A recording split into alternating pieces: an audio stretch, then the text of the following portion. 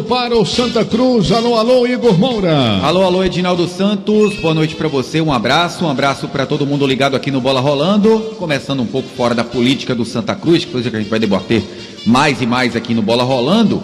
Algo que chamou a atenção, que repercutiu nas redes sociais entre torcedores do Santa Cruz, foi aquilo que a gente falou ontem aqui no Giro Final sobre o Retrô mandar ingressos do jogo entre Retrô e Maranhão, jogo que vai acontecer no próximo sábado, às 6 da noite, jogo que será transmitido pela Rádio Jornal, Retrô jogando por uma simples vitória em casa, na Arena de Pernambuco, diante do Maranhão, para chegar ao último mata-mata, né, antes do acesso à Série C. Esse acesso do Retrô significa Série D para o Santa Cruz disputar o ano que vem. Em caso de insucesso do Retrô, é sempre bom lembrar, o Santa só vai ter o pré-nordestão e o campeonato pernambucano, ou seja, uma competição garantida, né, o estadual, porque vai ter que precisar, vai precisar classificar no play-off da Copa do Nordeste, como aconteceu esse ano em duas fases distintas, para o Santa jogar a Copa do Nordeste e ter pelo menos duas competições até abril. Depois de abril,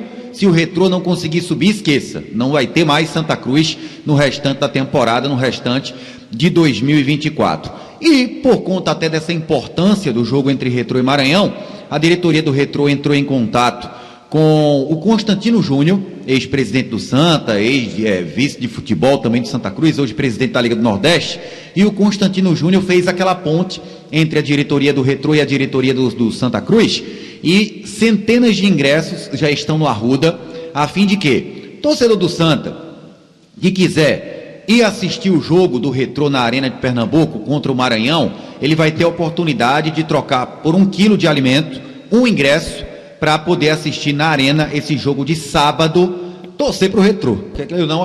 Não tem para onde fugir. Tem um torcedor que não gosta da ideia de torcer pelo Retrô, acha que o Santa já teve a sua incompetência de não conseguir uma divisão para disputar por forças próprias na próxima temporada, e tem um torcedor que diz, não, eu vou torcer, eu quero o Santa com mais competições, eu quero o Santa com a Série D ano que vem, uma realidade talvez diferente com o SAF, uma realidade talvez diferente com a eleição do dia 3 de dezembro. Portanto, torcedor do Santa que quiser torcer para o Retrô na Arena, tem ingresso para ele no José do Rego Maciel, nas Repúblicas Independentes do Arruda. Eu achei a ideia maravilhosa, achei a ideia muito boa, uma oportunidade que o torcedor vai ter de já antecipar essa compra de ingresso lá mesmo no Arruda e atender, evidentemente, a esse torcedor que está desejoso de ir para o estádio, de ajudar o time do Retrô, porque ele sabe que ajudando o Retrô vai estar ajudando o seu clube de coração, que é o Santa Cruz. Esse orgulho de dizer, não vou torcer, só torço pelo Santa Cruz. Se você não torcer pelo Retrô, você não está torcendo pelo Santa Cruz, porque a realidade levou a isso. Não é uma realidade que você queria, tudo bem, mas ela chegou até você, você tem que corresponder a essa realidade, dando a sua colaboração, a sua participação, colaboração que a gente já viu acontecer na partida anterior, quando mais de 3.000 pessoas estiveram presentes. 3.600 torcedores estiveram presentes. O normal é botar 1.000 e poucos torcedores. Menos até de 1.000 a média, né? A média estava inferior a 1.000 até o jogo contra o Pacajus. Então você colocou ali mais de 2.000 torcedores do Santa Cruz. E outra coisa, viu, gente? É possível até que lá na fase mais decisiva, no mata-mata mais decisivo, a gente tenha um jogo do Retrô no estádio José do Rego Maciel. Quem sabe? Pelo que Gustavo Jordão disse ontem, também no Fórum Esportivo ontem com muitos convidados, e o Gustavo Jordão foi perguntado sobre isso pelo João Vitor Amorim, ele disse, olha, a chance do Retrô sair da Arena e mandar um jogo no Arruda é se o Retrô, no mata-mata de acesso, que é o próximo, caso consiga eliminar o Maranhão, né, o primeiro jogo foi 0-0 lá no Castelão, em São Luís, o Retrô consiga fazer um resultado muito favorável. Por exemplo, vou citar aqui um hipotético Caxias e Retrô, o Atlético de São João del Rei e Retrô, o Camboriú e Retrô, Souza e Retrô, são times que tiveram um bom resultado de ida, né, nos jogos de ida no mata-mata, próprio Bahia de Feira e Retrô. Se o Retrô ganha a ida por 2-0, aí o jogo da volta, para ter até uma rentabilidade, para ter um retorno financeiro também, o Retrô conseguindo um acesso que seria histórico e deixando o Santa com um calendário nacional na próxima temporada, aí poderia o Retrô mandar os jogos no Arruda. O que é que deu para também conversar com o Gustavo Jordão sobre essa possibilidade? O gramado do Arruda, ele não está do nível do gramado da Arena Pernambuco. Gramado bom, só que o Santa não joga no Arruda há quanto tempo? O último jogo do Santa no Arruda aconteceu... Um mês, mais ou menos. Pois é, um mês. Porque o Santa foi eliminado há 3 semanas na Série D do Campeonato Brasileiro e o jogo não foi no Arruda, foi em Iguatu. Então, o Santa, ele empatou com o Potiguar de Mossoró, o último jogo no Arruda, há cerca de um mês. Aí, quer ou não, o gramado não tem o mesmo tratamento quando um time não está jogando em relação a quando o time está jogando lá, semana sim, semana não. Fora que tem o Recife Mariners, time de futebol americano, treinando diariamente, praticamente, no Arruda, que é um esporte diferente, até nas movimentações dos atletas, do que futebol, em relação ao futebol. Então, teria, por exemplo, que ter uns 10 a 14 dias de tratamento no gramado do Arruda para ele ficar próximo ao nível da Arena Pernambuco. E o gramado da Arena é o principal fator com que o Retrô gosta de jogar na Arena. Primeiro, está acostumado. O CT do Retrô, quase que todos os campos são idênticos ao da Arena Pernambuco. E o segundo é aquela coisa que a gente acabou de citar, Edinaldo. Acabou não. Na semana passada citamos, semana retrasada também. Fator logística. Porque é muito próximo o CT do Retrô, onde os atletas ficam concentrados, fazem toda a preparação da Arena. O Retrô tira 10 minutos de ônibus, lá de Aldeia, do CT para a Arena. Inclusive com o batedor. Você tem essas coisas, mas é um momento de excepcionalidade e se acontecer vai ser importante para o Retrô e também para o Santa Cruz. Vamos aguardar.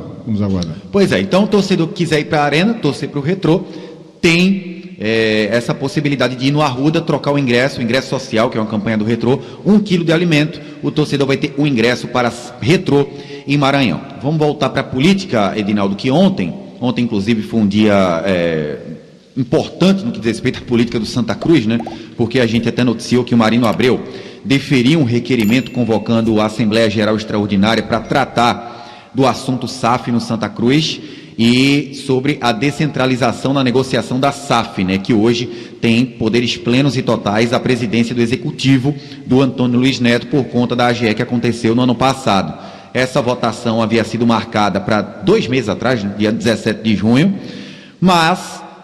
aquela decisão que tirou o Marino Abreu por 60 dias aproximadamente da presidência do Conselho, ela também suspendeu a AGE. Como o Marino acatou essa Assembleia Geral Extraordinária, ele acatou esse pedido, deferiu o requerimento e agora aguarda a decisão da Justiça para uma nova data para que aconteça essa Assembleia Geral Extraordinária. Ontem, a gente até perguntou, eu e João Vitor participamos aqui do fórum, nas perguntas para o Marino Abreu, perguntamos questão de prazo. Ele falou, olha, cerca de 45 dias, né? A questão toda tem que ter 45 dias de antecedência e ele espera que essa AGE aconteça em meados do mês de outubro, aproximadamente. Essa Assembleia, ela é uma coisa que tem que acontecer, gente. Tem que acontecer e não deve demorar muito porque ela vai ser fundamental para tirar essa coisa da exclusividade das mãos do presidente do Santa Cruz, porque é você desafiar todas as regras do bom senso. Você pegar uma decisão tão importante como essa, uma decisão que vai mudar a vida do clube, e você deixar à margem aquele que é o patrimônio maior do seu clube, que é o torcedor, que é o associado. Então você tem que estabelecer essa Assembleia Geral Extraordinária para ela resgatar o direito do torcedor de participar da criação dessa SAF. E ela tem que participar de uma forma total, de uma forma ampla, uma forma irrestrita, uma forma transparente. Não há sentido nenhum de você estar fazendo uma SAF, instituindo uma SAF dentro de um clube como Santa Cruz, e só o presidente tem acesso, só o presidente pode conversar, só o presidente pode indicar o investidor, pode tratar de percentuais, pode tratar disso, daquilo, mesmo você levando em consideração as cláusulas de confidencialidade, e isso é um fato que existe em qualquer contrato importante e vai existir numa SAF. Normal. Mas o acesso para o conhecimento das coisas superficiais dos acordos que vão surgir, isso tem que ser feito de forma transparente, minha gente. Ele até citou ontem, dizendo que é normal o presidente do clube, que tem todas as informações, inclusive financeiras do Santa, tomar a frente dessa situação, ele negociar diretamente, mas não acha normal, depois de toda a situação construída, o sócio não ter participação no sim ou não. Exatamente. E não faz parte, inclusive, das SAFs que já aconteceram no Brasil. A gente está cansado de dizer isso aqui. Se você for olhar as SAFs que foram feitas no Brasil, todas elas passaram por uma Assembleia Geral Extraordinária. Por que o Santa Cruz seria diferente? Por que esse medo? Por que essa falta de transparência? E é exatamente essa falta de transparência que levanta suspeições, né, que levantam aquelas interrogações sobre os interesses inconfessáveis que possam existir. Então, para evitar isso, abre o jogo, abre o leque e chama o torcedor para participar. Isso, ontem na visão, a gente perguntou para ele logo no começo qual a visão dele sobre o Santa Cruz, o que é o Santa Cruz hoje, como ele vê o clube hoje. Ele falou que é um clube com um passado maravilhoso, um histórico vencedor, mas que ficou da década de 70.